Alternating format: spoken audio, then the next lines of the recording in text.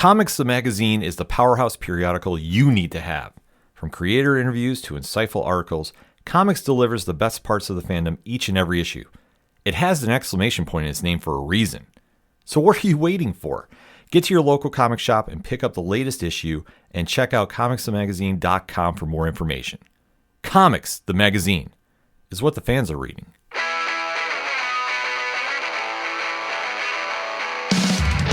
Live from the 607, it's the Ocho Duro Parlay Hour, where we're talking everything movies, TV, comics, and entertainment.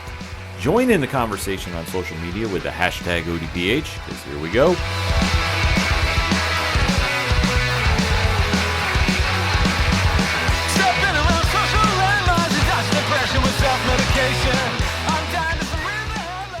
Welcome to another edition of FLZ Zone Presents.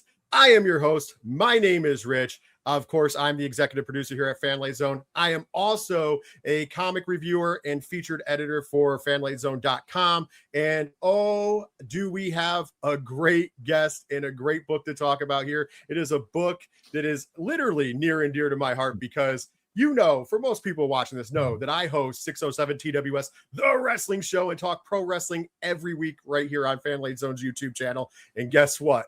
When you get to take comics and wrestling and you get to smush them together, that is where I love it the most. And listen, I'm going to oversell this a little bit just because I'm through the moon about this book, because this is one of the books that myself and Ken M championed because it is such a great book back when it was on Comixology, which you can still find it there. But the reason we have our guest today is because now you can find it via print, via ABLAZE, and it's amazing. And you need to go support Hardstyle Juice any way you can. But my guest is going to be able to talk about that a lot better than I am, because you might know his work from Batman White Knight Presents Red Hood. You might know him from Redline or Poser. But most importantly for this show, you know him from Hardstyle Juice. It is the one and only Clay McCormack. Clay, what is going on? Not much. I mean, I feel like I don't really have to do much after that intro. I feel like you've talked the book up better than I could. So, yeah. What's Listen, new? I don't think that's possible, but I will say this.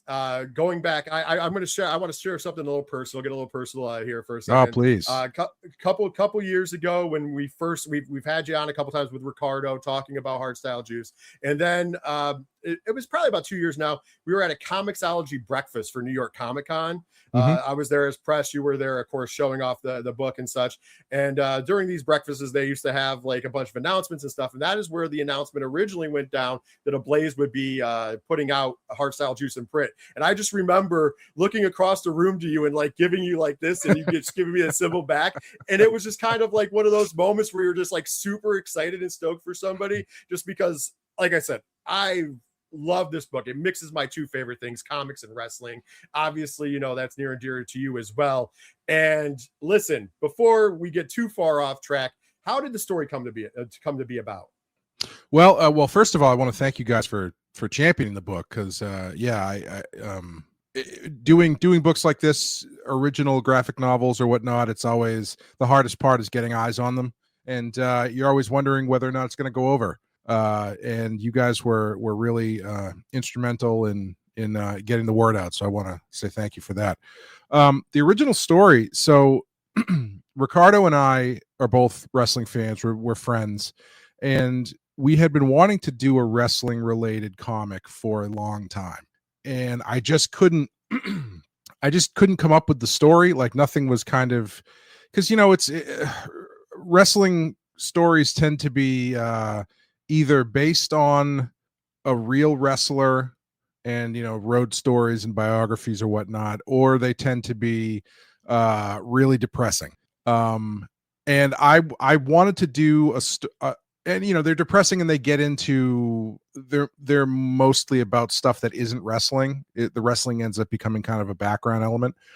And if we were going to do a wrestling book, I really wanted the wrestling to be front and center.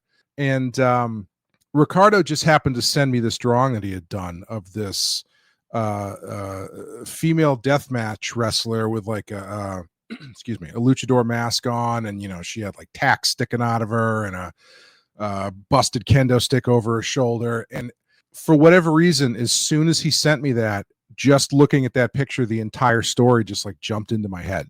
And I texted him back very quickly. I was like, okay, what if it's a female death match wrestler? She's from a wrestling family, and her brother gets killed. And it just like all kind of just flew out.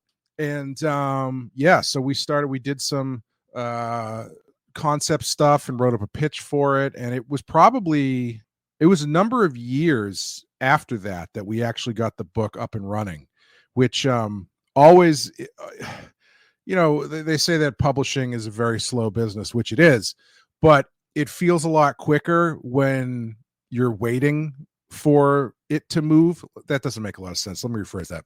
It feels slow for you, especially when you're seeing how other things come out.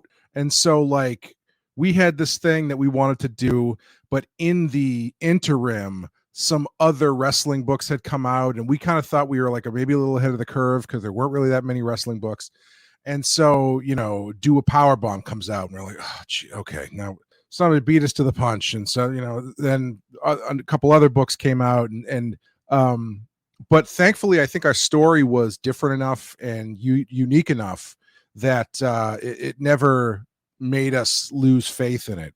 And so, we pitched it to Comixology, and they liked it, and they were nice enough to help us bring it to life. Yeah, and it is definitely a little different than everything else that's going on out there. You know what I mean? Like, nothing against it, because obviously I love Daniel Warren Johnson's Do a Power Bomb. Sure. Michael Kingston is a friend of the show, and he's done a wonderful job in all of the endeavors. But like reading this and going into the world of deathmatch wrestling specifically, which is a very niche audience to begin with, but also making it very colorful with the luchador aspect. Like that was like really where I think that it shines, because that's kind of the meeting there, because comics and pro wrestling kind of go hand in hand. You're kind of dealing with the same things, in my opinion. I've always said that it's kind of the same. The good guy versus the bad guy, the superhero versus the supervillain. And so what do you think, in your opinion, why do you think that those two worlds haven't, come together more often? Because really until lately, we haven't seen as much of a melding of the two worlds, except for like little throwaway things in this issue or that issue. But like you said, coming into this, Do a Powerbomb coming out, Hardstyle Juice coming out, and like some other books, like that was really when it went. Why do you think it took so long? That's a really good question. I mean, I think the truth is there have always been wrestling comics, but they've never been at the front of the store, so to speak. Like if you go back, you can find independently published stuff in the 90s, and who could forget the Rob Liefeld produced Ultimate Warrior comic that came out, that I was personally very excited to read until I actually read it. But I think it kind of lives or dies by the creative team, and not only that, but how prevalent wrestling is in the culture at the moment. And I think that wrestling is kind of on the upswing. Specifically, I think the more off the beaten path stuff is kind of on the upswing. And honestly, before I kind of had that breakthrough with the story, what had really got me into wanting to do a wrestling story is that I had about probably 10, 11 years ago now, gotten back into watching wrestling. I watched it as a kid, but I fell off of it, as we all do. And when I came back to it, it was right as the indie scene was really cresting. And so you're starting to see like guys like Bryan Danielson show up in WWE, and Kevin Owens, and NXT starting to blow up. And I started going to these independent shows.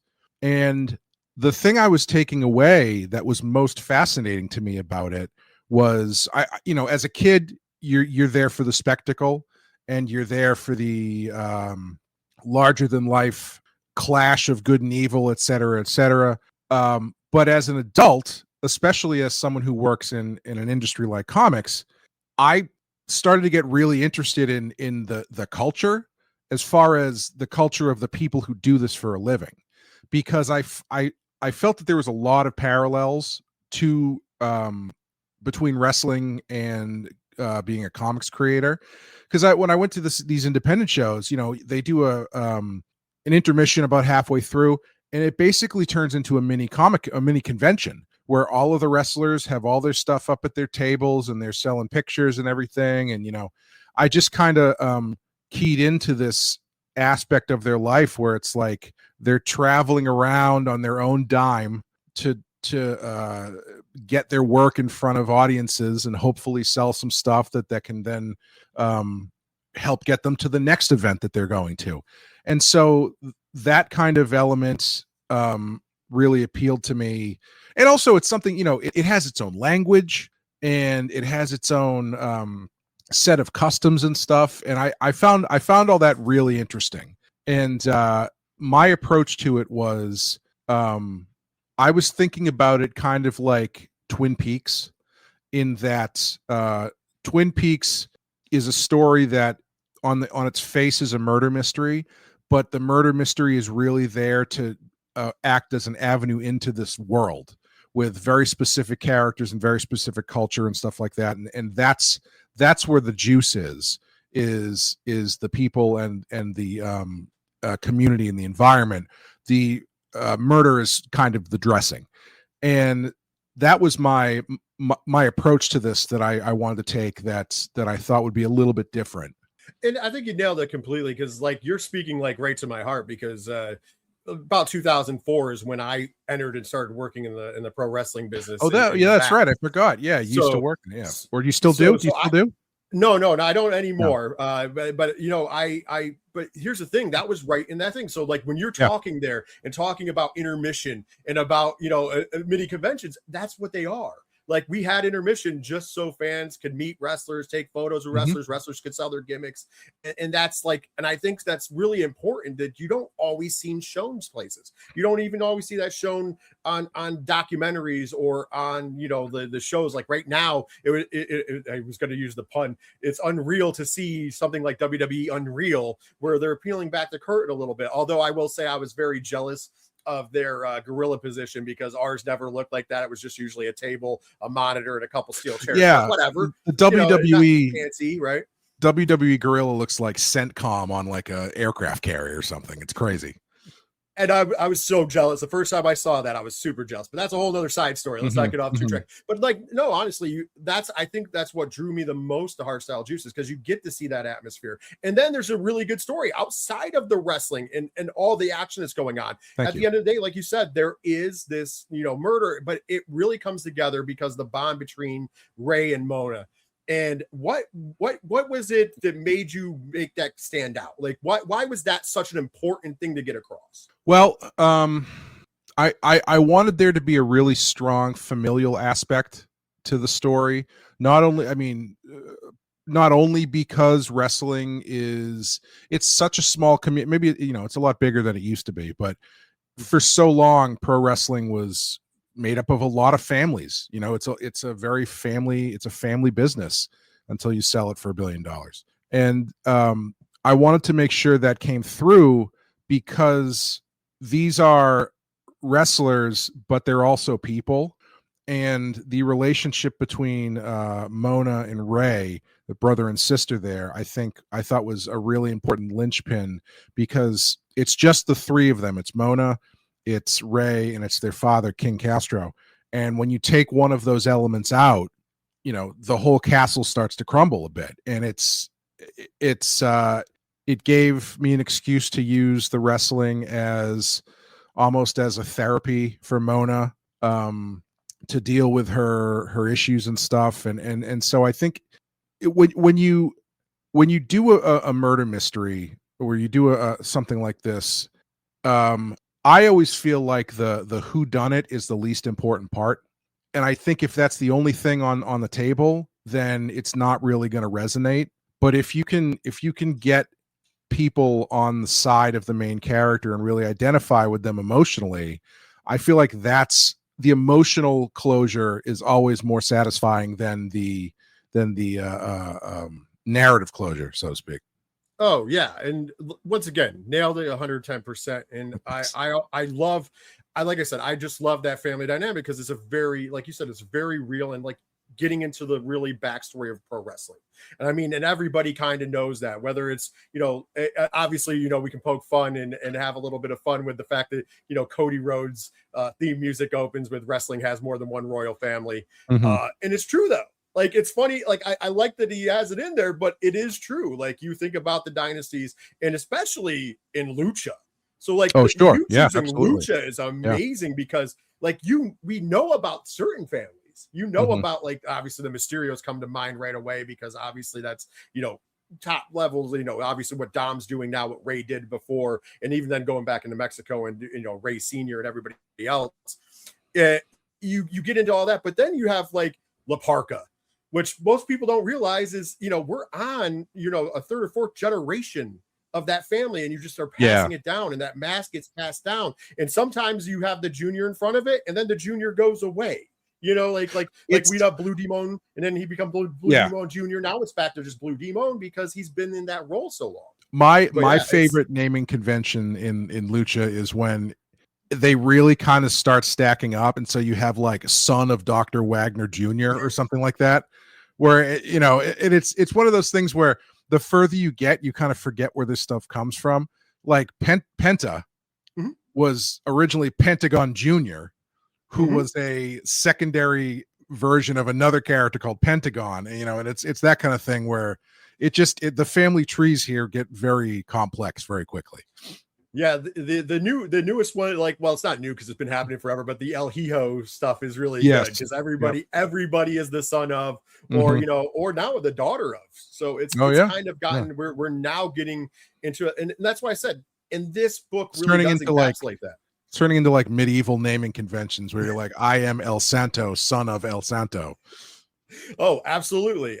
We could, when you go further and further down, and like there's so many, like it surprises a lot of people. I think even wrestling fans get surprised if they don't know like a lot about Lucha, how many of the wrestlers that they then start seeing on their TVs when they hit, AEW or WWE that are actually third or fourth generation wrestlers. Sure. Like it's crazy to think about how many people are, because even look at somebody like Andrade El Idolo, throwing him out there. He's not a first generation wrestler. He's a second generation wrestler. And he's got a big following. It's in obviously doing very well right now in AEW, throwing it out to him. But this book has kind of like a familiar thing as well, because obviously the artist on the book is Ricardo Lopez Ortiz, who is obviously a friend of yours, and you collaborating on this. And why, like I usually would ask the question of like, why was he the perfect artist? But I kind of already know that. So I just want to dive in, and like when you guys were going back and forth, how much were you feeding off of each other? How much was it kind of like give or take, the like the behind the scenes, like, you would mention something, would he up it, and then you had to come back and up it again and kind of just keep it going back and forth? It was pretty smooth. It was he kind of knew what I was looking for right away. And there was a couple instances where, and I'm an artist myself, and as a writer, I always appreciate working with other artists, because 9 times out of 10 what they draw ends up being better than what it was going to look like if I did. So that's always, it makes me look great, which I'm very happy about. But he gave so much life to so many of these characters, like King Castro being this, literally larger than life kind of character, where, if you look at his costuming, you can see that he presents himself as very rich and, of money, but it's frayed in certain parts, and it belies the fact that he's a working dad and all that kind of stuff. And then there were some things where the villain, let's say de facto villain of the story, Jack Renault, I envisioned him as like a Vince McMahon type, older, had a history with the father, King Castro. And it was Ricardo who said, well, what if we make him like a young guy, kind of more like a Tony Khan type? And I was like, I hadn't considered that, but that's really interesting. And so, we just went with that, and I thought it worked really well. And there were some characters where, there's actually one character he came up with that we didn't actually use, that if we get us a chance to do another volume, I really want to use, who was an old hardened Joshi wrestler who ends up training the main character, Chris Castro. So hopefully we'll get to do that if we get to do more. But it was a shame we didn't get to use it because I really liked it. Really liked his design. Oh, I definitely want more. So listen, we'll take a minute here to say, run out. Make sure you get the trade paperback of Volume 1.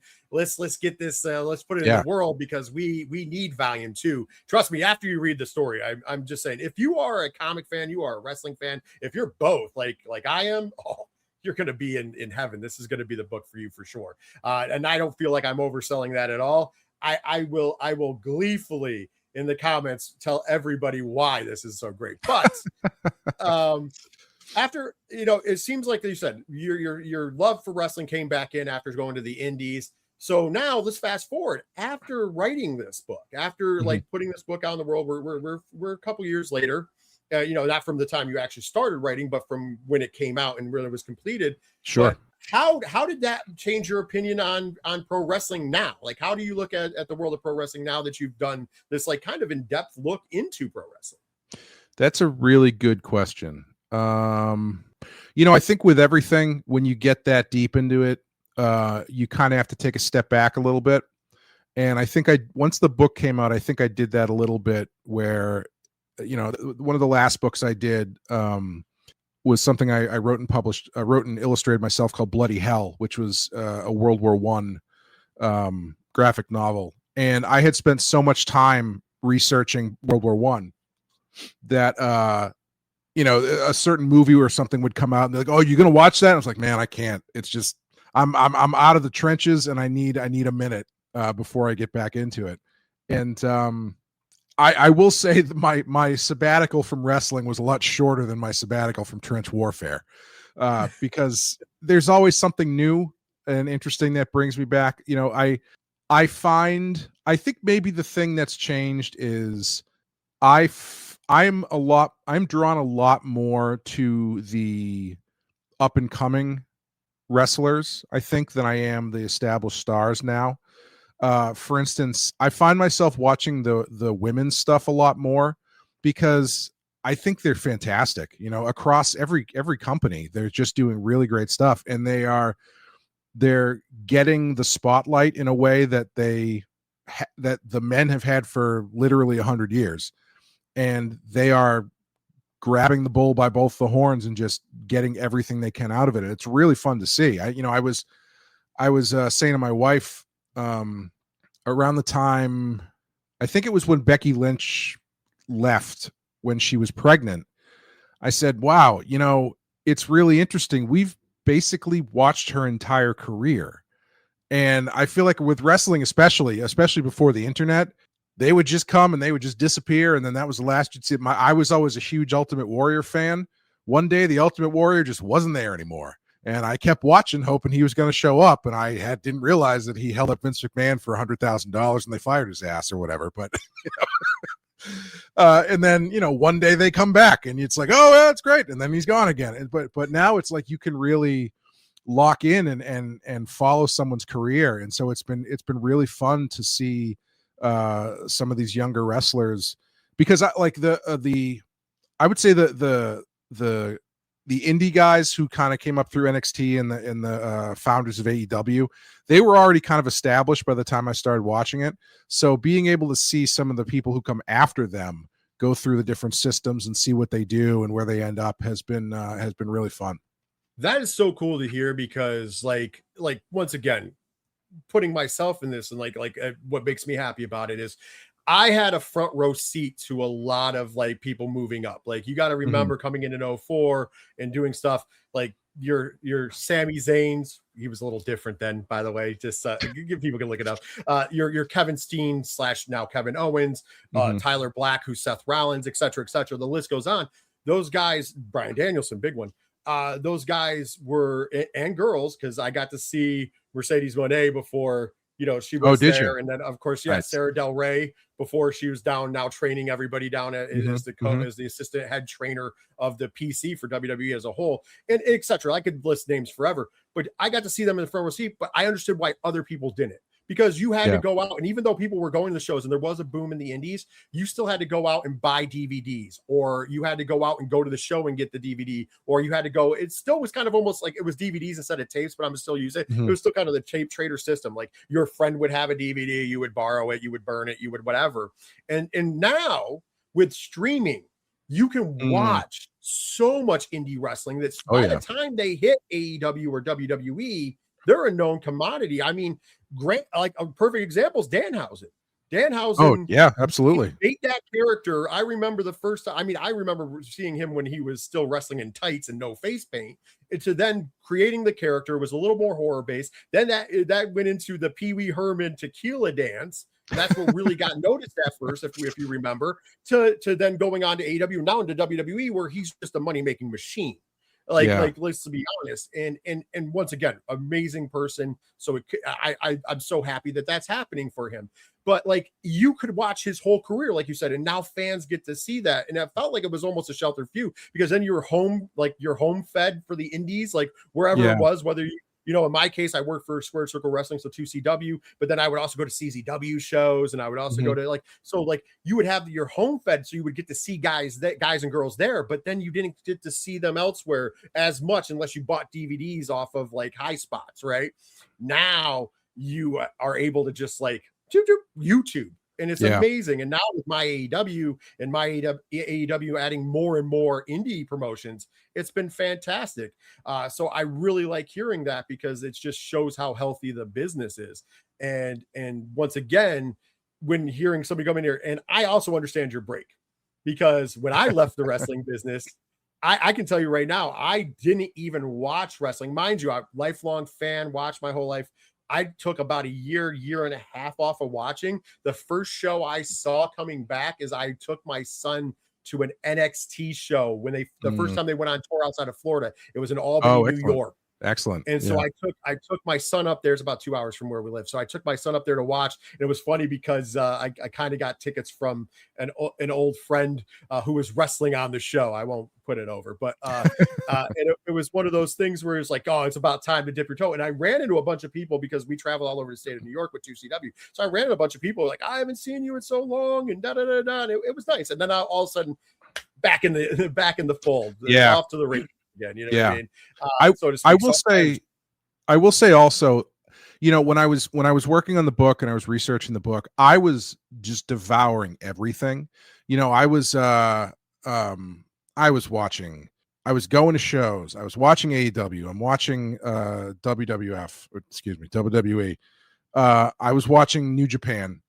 I had a subscription to it's a streaming app. It's an awesome streaming app. It's called like PW something, or anyway, it's basically I know trouble. It's like an aggregate for all the indie shows. So I could watch like Progress coming out of England and these other Beyond Wrestling and stuff like that. And I think, and when I was done with the book and I kind of took a break, I've noticed that my watching habits now are much more streamlined. Like when I was really deep into it, I wasn't really watching Monday Night Raw and stuff like that, because I'm like more interested in the smaller promotions and stuff. Now I'm like, I fast forward through Monday Night Raw, because anybody who watches that with commercials is some sort of psychopath. I don't know how it's possible to do it. And NXT, and those are the only two things that I'm really watching like on the day.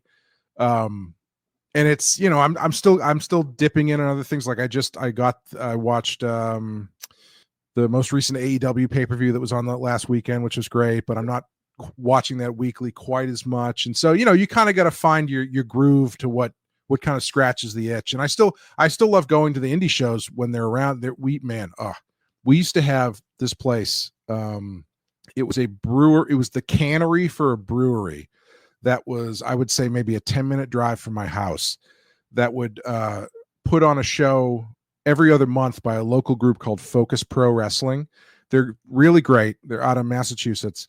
And It was such a great space because it was a big room, and you could fit a lot of people, but it wasn't cramped. And every other month there was just, for $20 you go see a great wrestling show and get a beer, or a fantastic beer, craft beer or whatever. And then that place closed and they had to move south of Boston, so it's like hard to get to. And it's when it's right there at your fingertips, it's you get greedy for it. Oh, absolutely. I understand that completely.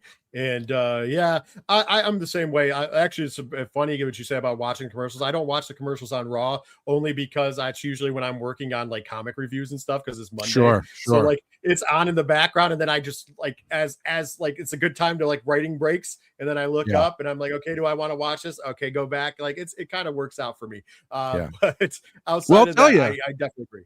I'll tell you, one of the great things about going to an indie show is that it's just so much more personal and so much more intimate, which is one of the things I really wanted to get across in the book as well, because I've been to I've been to a number of WWE pay-per-views, and it's just not, you don't feel like you're watching a wrestling show. You feel like you're in the audience for a television show, which, I mean, yeah, it's what it is. I mean, it's kind of what it is.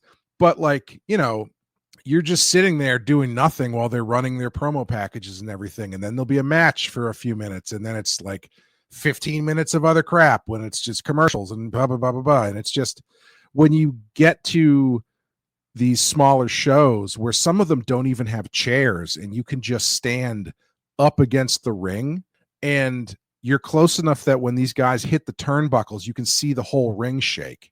It really adds a much more visceral, much more tactile feel to the whole thing, which is one of the reasons why I think the people who are fans of this stuff are so passionate about it, because though it is scripted, though it is not quote unquote real fighting, there's a reality to what's going on. And that's the kind of thing that I wanted to get into the book as well, because the fighting might not be real, but the pain is, and the lives are real, and then they get affected by what's going on. Like I said, I can't put this over enough from like personal life experiences. That's one of the things that I loved about the book too, because, and I'm also a champion of the indie scene. Obviously, I worked in the independent wrestling scene, so I'm a huge champion of that scene. And by the way, go support your local indie wrestling if you are a wrestling fan, or even if you're not. If you ever want to just have a good time, and it's usually never expensive, go find the nearest wrestling company that's throwing a show. Even if it's not your thing, I guarantee you're going to have a great time. It's honestly, it's one of my favorite things to do, to take a friend who's not into wrestling to a live wrestling show, because again, it's so much different when you're right there.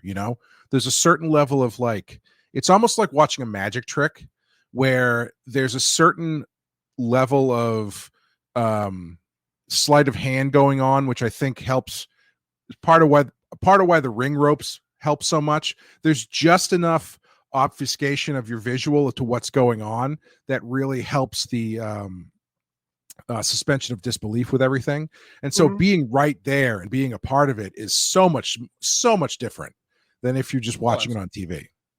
Absolutely. And people are there just having a great time. Like you're going to, and you're going to see some fun characters. You're going to see some people who might not be like, like they're not ready to be stars tomorrow because they're just starting out and stuff like that. And it's fun, and everybody has a good time with it. And like I said, I've never had a bad experience. I'm sure there is some out there. I've never personally had a bad experience at an indie show. But speaking of independence, you are in the indie scene of comics, and I'm also a champion of that as well. I guess there's something about indies. I love the indies all the way across, right? And but right now, I got to be honest, and I think that you'll agree with this. It's 2026, and I think that the indies are booming. There's a lot of great things. There's every genre you can imagine going on right now, whether it's horror, which is huge in comics, or true crime, or comedy, or there's rom-coms, regular romances, you name it, you're going to find it in comics right now. As somebody who is a creator in that independent realm, what's the pulse for you? How do you feel about the indie scene right now in comics in 2026? I feel pretty good about it. I'm always anytime I go to a convention, I'm always surprised. This is going to sound really insulting, but I'm always surprised at how much good stuff that I've never seen before I end up coming across, because everybody's got their own stories to tell and their own takes on things. And it's, if you've got a good story and you can tell it well, it's always going to be worth reading. I just the book I'm working on now, the colorist is actually also a writer. His name's Oliver Mertz, and he's got a book coming out called, I want to make sure I get this right, I believe it's a ghost arm made of angry ghosts. And I'm like, I don't know what this is about, but I want to read it because that is a hell of a title. Or maybe it's an angry ghost arm. It's something about it. Google those combination of words, you'll find out. And he sent me a copy of it, and I was like, man, this is a great book. This is really good. And I was at Fan Expo Denver, and someone came up to my table and was talking and showed me the comic that he was working on, that he was the writer for, that he was going to kickstart. And I was like, man, I'll tell you, that you're ahead of the game here, because you've got a great artist. He found an Italian artist that does really nice work. And I was like, this is pro level work, man. People are out there and they're getting it done. Oh, absolutely. And I love it. And you know what? Titles always get me too, because as I look through, peek behind the curtain, I've talked about this on this show and other shows before, as we are looking at what we're going to review, there's times where I'm like, oh, I'm reviewing that book because of the title. Most famously, and I happen to have Fred Kennedy on the show before, but Florida Hippopotamus Cocaine Massacre. Yeah, when else are you going to be able to talk about the book? And then I had to talk to the creator. So it's always those fun things. And I'm pleasantly surprised, right now, the finish up is Ted Okay. And that's a wild title, but it's an amazing book if you haven't read it. So I'm so inundated, and I guess that it kind of in a way of wrestling, I'm so inundated in comics. Sometimes I'm like, well, people, you should look at this and look at that. I don't think everybody can read everything in a day, but there's something for everybody. And I love that right now. Yeah. There's nobody can say, trust me, as you can see behind me, I love Absolute Batman as well. But I also, I love all the indie books I pick up, and if some other time we'll have to have my wife on to complain about my Kickstarter bills. Just throwing it out there. But speaking of bills and books that I have purchased, I have purchased the physical copy of the trade paperback for thank you. Hardstyle Juice. And I kind of want to know, going back into that in the process, it came out. I've, obviously on Comixology, digital platform.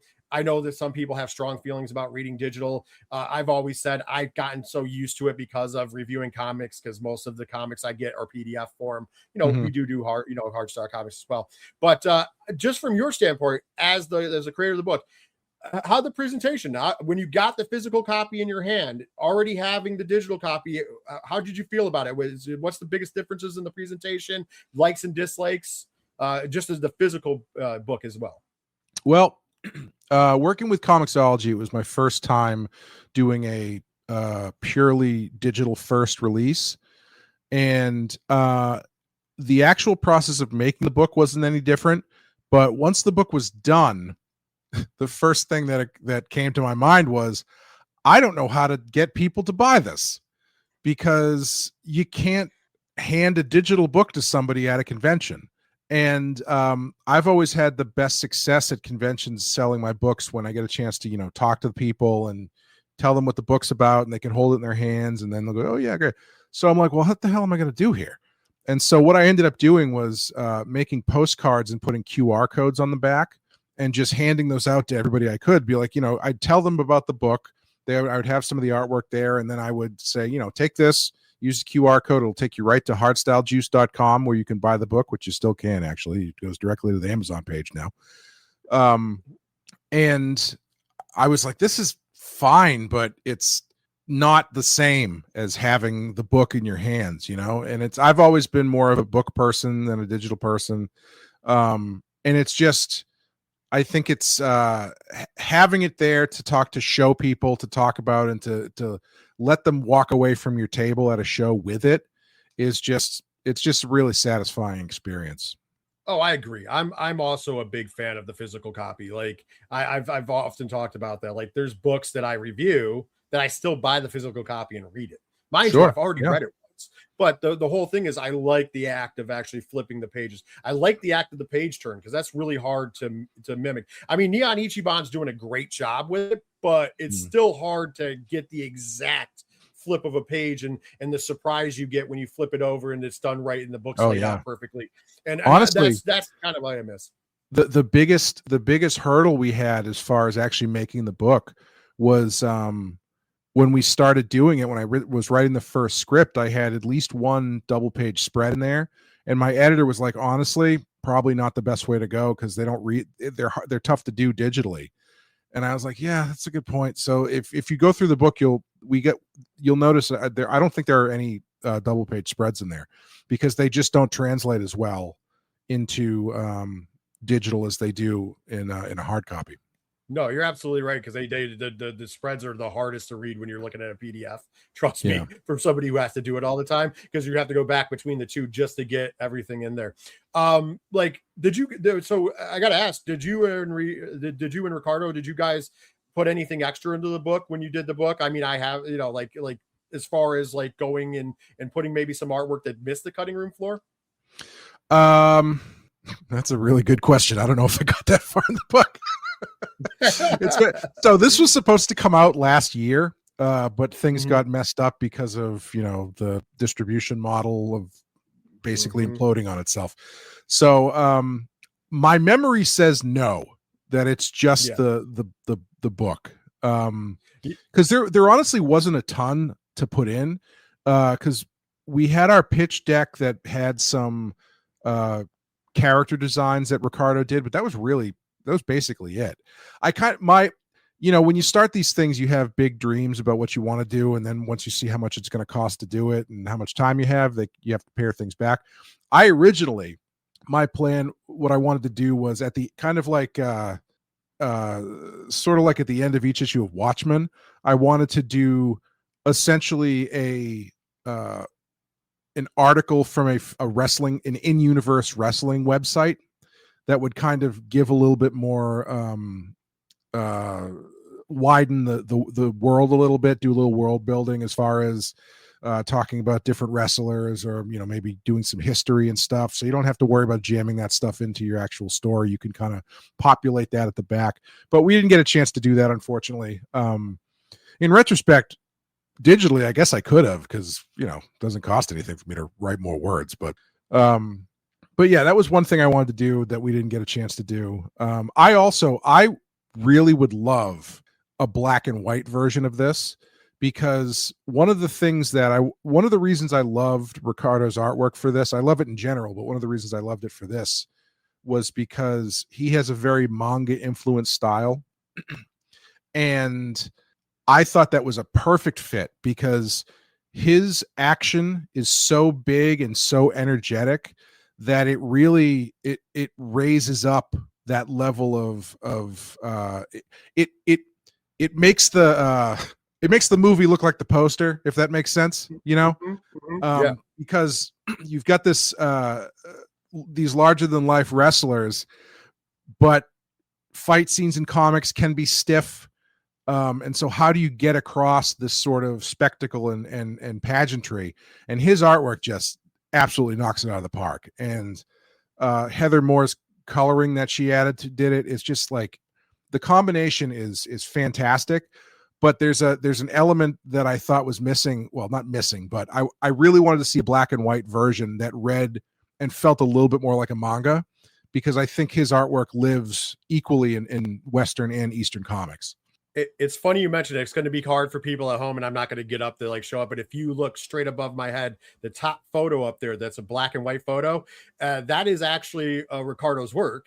It's a Bakugo, and it's black and white, and it's phenomenal. So when you were saying all that, all of a sudden, I'm looking at my screen. I can see it above my head, and I'm like, oh, get me that black and white issue. Get it to me.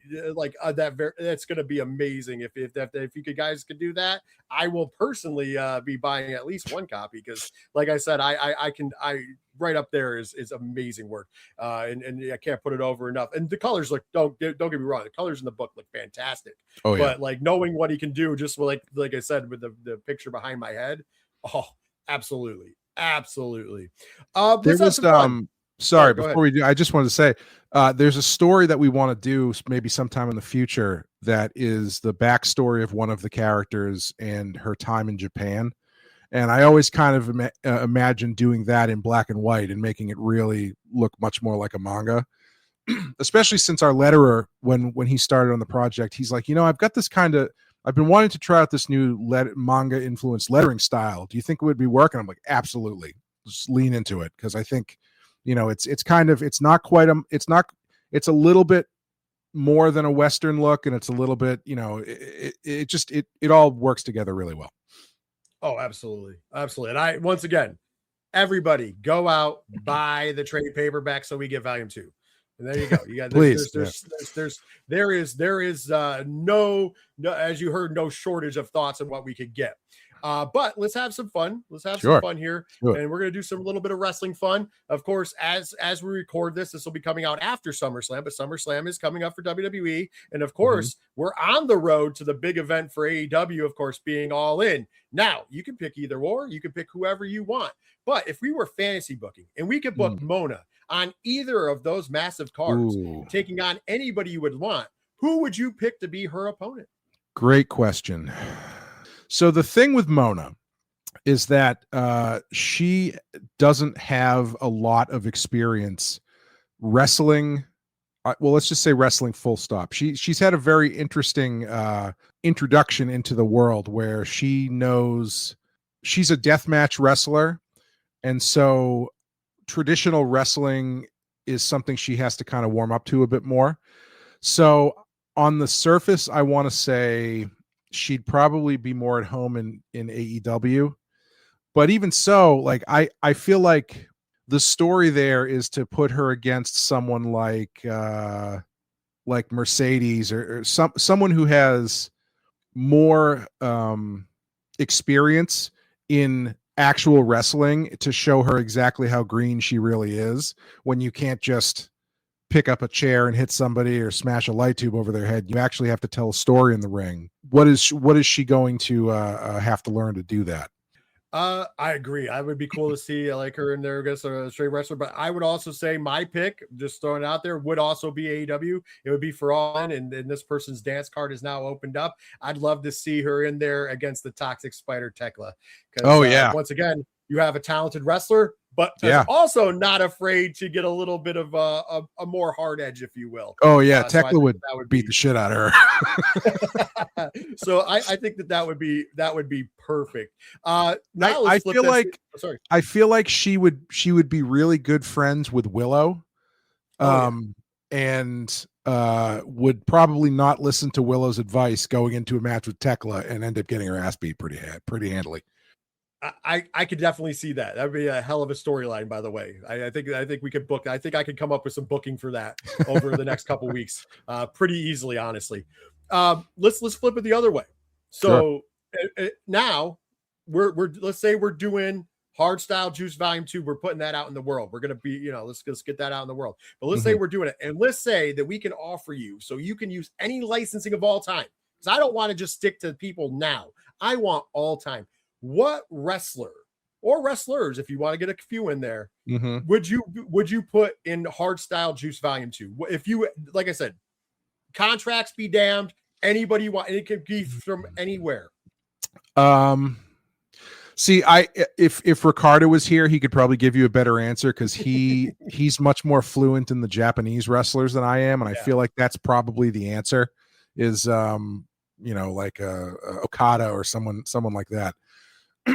Personally, I would see it as kind of like you have that one scene in a movie where your main character runs into the older guy who kind of has the words of wisdom and just has like one really killer scene. If I was going to do that, I would want to use, I think, Roddy Piper, because I think he was always someone who he just clearly knew the business and was really smart about how it worked and how to navigate it. And I feel like if you get to a point in your story where Mona doesn't know what to do, he would be a really good person to have there to kind of point her in the right direction. Also, he's probably the most convincing wrestler I've ever watched, because he's the only one I've ever seen who I legitimately thought was insane. It's true. He very good at what he did. I kind of had the similar thought though when I'm posing myself with the same question. I was like, oh, I would like to have somebody that they bump into to have like the story. And I because of me being a big mark for it, I was instantly Eddie Guerrero came to mind. Oh, Sure. I was like, a tie Yeah. with a luchador. It would be like, like who wouldn't want that advice from Eddie Guerrero? Yeah. If we could have that. So I thought that would have been personally my pick. But I like Roddy Piper. Because Roddy Piper is one of my best. Is one of my favorites of all time. there's always room to have like see what it would look like for George Hackenschmidt to take a Hurricane Rana or something. But Luthez, throw him in yeah. there and it gets listen. There's of course dealing with death match wrestling. I could throw in there some names, including Abdullah the Butcher. Sure. Let's go with some legends. Having Mona at her lowest point end up on a bar stool next to Terry Funk would be pretty fun. Ooh, that would be so good. Listen, sell that book. I'll tell you a story off air. But anyways, let's stay focused here because I got one more fun one for you. Because comics and wrestling, let's do it the other way around. And it's not even about writing. What superhero do you think would make the best pro wrestler?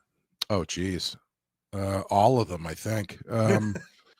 I mean, that's what got me into it. I was a kid. When I was a kid, I was into comics, and it was before comic book movies were really a thing. So literally anything that was even vaguely related to comic books, I was all in on. And then when I started watching wrestling, I was like, oh, this is like comic books come to life.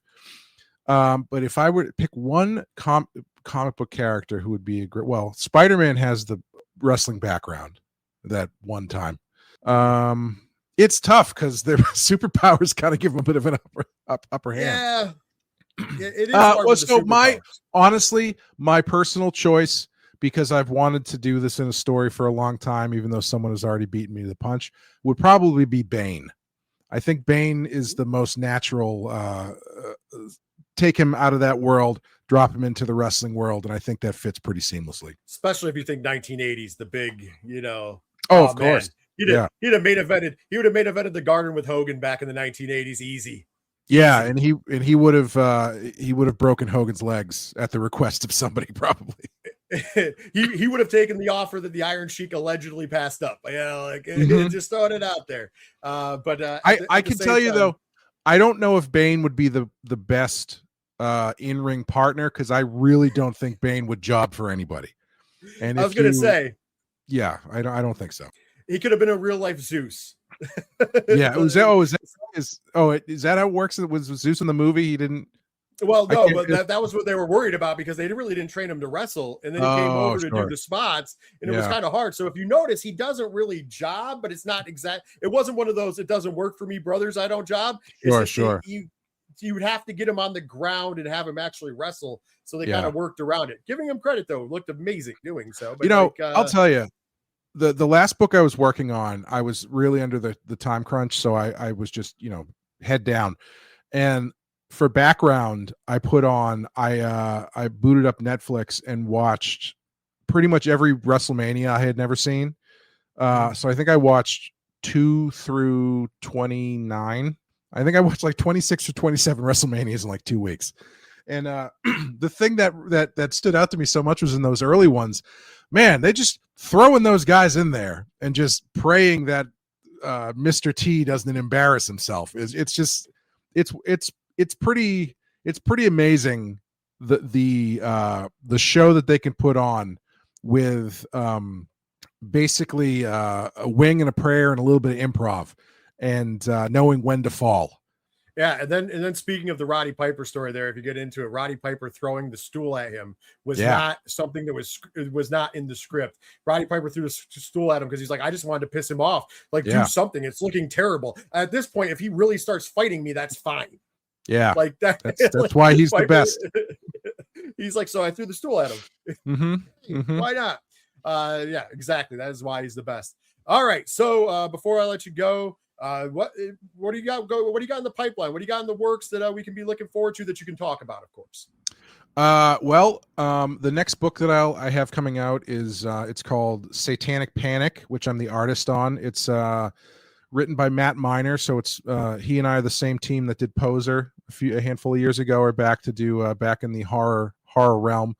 It's about it's a 1980s story, kind of at the height of the Satanic Panic, about a bunch of kind of misfit metalheads who get blamed for a string of satanic killings, but they know that the thing doing the killings is some sort of monster, and so they basically have to clear their own names and defeat this creature before they get completely overrun by the hyper conservative people who just think they're up to no good.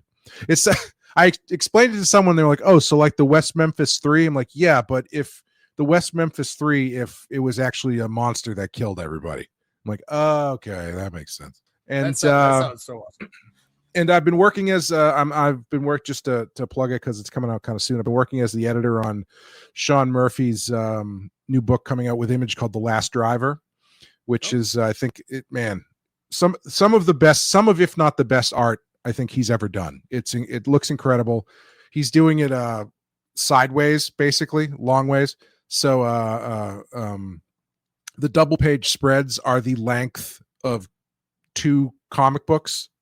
So it's cool. It's like a hyper widescreen kind of thing. It's very cool. It's been a lot of fun to work on.